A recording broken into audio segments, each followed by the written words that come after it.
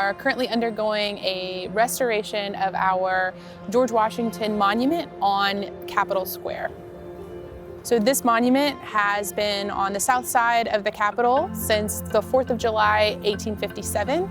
This monument is a copy of a statue in the Virginia State House by a sculptor named John Antoine Houdon.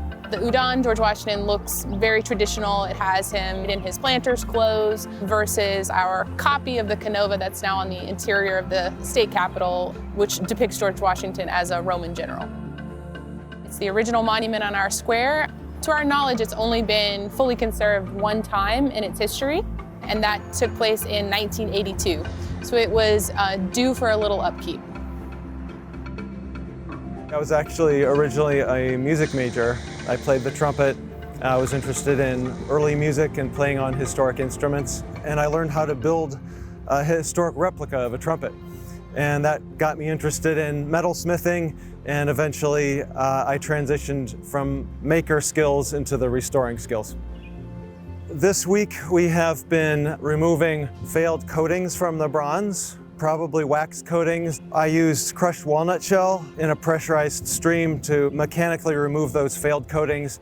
Today I am getting ready to do some patina tests, and that just involves the use of heat and different chemicals to determine what we can use to develop the correct color on the statue. Traditionally, we want kind of a deep brown with golden highlights.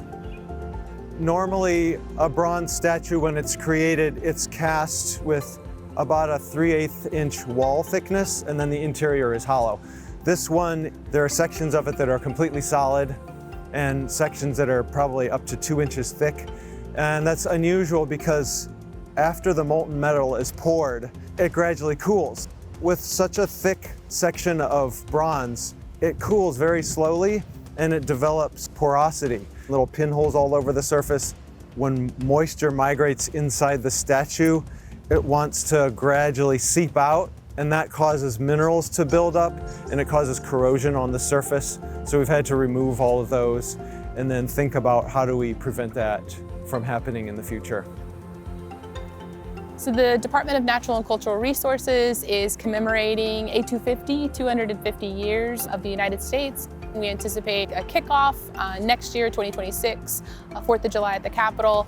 We want George Washington to look his best for this commemoration. Monuments like this are pieces of public art, and they belong to all North Carolinians, so it's important to preserve them for future generations.